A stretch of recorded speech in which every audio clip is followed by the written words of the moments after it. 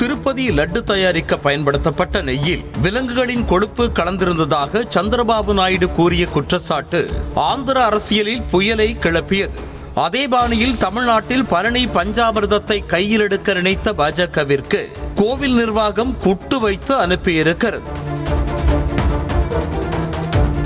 ஆந்திராவில் முந்தைய ஜெகன்மோகன் ரெட்டி ஆட்சி காலத்தில் திருப்பதி கோவில் புனிதம் கெட்டதாக கூறி முதலமைச்சர் சந்திரபாபு நாயுடு பகீர் கிளப்பினார். குறிப்பாக கோவிலில் பக்தர்களுக்கு பிரசாதமாக கொடுக்கப்படும் லட்டுவை தயாரிக்க பயன்படுத்தப்பட்ட நெய்யில் மாடு, பன்றி ஆகிய விலங்குகளின் கொழுப்பும் மீன் எண்ணெயும் கலந்திருந்ததாக கூறிய குற்றச்சாட்டு பெருமாள் பக்தர்களை மட்டுமல்லாது ஒட்டுமொத்த இந்து மக்களின் உணர்வையும் சீண்டியது. இது ஒருபுறம் இருக்க, திருப்பதிக்கு நெய் சப்ளை செய்தது திண்டுக்கல்லை சேர்ந்த ஏஆர் டெய்ரி ஃபுட்ஸ் நிறுவனம்தான் என்ற தகவலும் தீயாய் பரவியது. திருப்பதிக்கு நெய்யை ஏற்றுமதி செய்து வந்த ஏஆர் நிறுவனம் கடந்த ஜூலை மாதமே கருப்பு பட்டியலில் வைக்கப்பட்டதாகவும் கூறப்படுகிறது. அதாவது ஜூன் ஜூலை மாதத்தில் இந்த நிறுவனம் ஏற்றுமதி செய்த நெய் தரமற்ற முறையில் இருந்ததாகவும் அதில் தாவர கொழுப்பு இருந்ததாகவும் கூறி இவர்களிடம் இருந்து கொள்முதல் செய்வதையே தேவஸ்தான நிர்வாகம் நிறுத்திவிட்டதாகவும் இருப்பில் இருந்த நெய்யையும் திருப்பி அனுப்பிவிட்டதாகவும் கூறப்படுகிறது.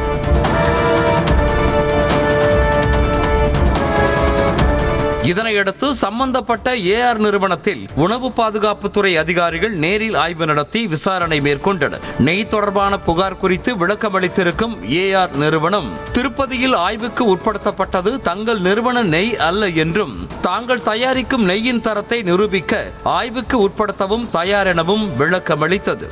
எங்களோட கீ எல்லாமே நல்லா சுத்தமாக இருக்குது.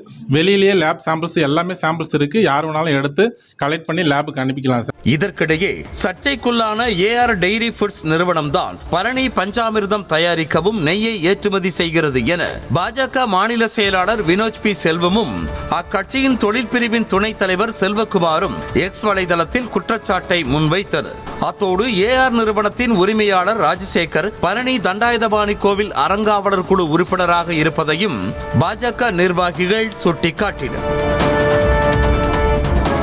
பழனி பஞ்சாமிர்தம் குறித்த இந்த குற்றச்சாட்டு திருப்பதி லட்டு விவகாரத்தை போல பூதாகரமாக வெடிக்கும் என பாஜகவினர் எண்ணிய நிலையில் புஷ்வானமாக போனதாக புலம்புகின்றனர். குறிப்பாக இவர்களது குற்றச்சாட்டுக்கு பதிலளித்திருக்கும் பழனி தண்டாயுதபாணி கோவில் நிர்வாகம் பஞ்சாமிர்தம் தயாரிக்க அரசின் ஆவின் நிறுவனத்திடமிருந்தே நெய்யை கொள்முதல் செய்வதாக விளக்கமளித்திருக்கிறது.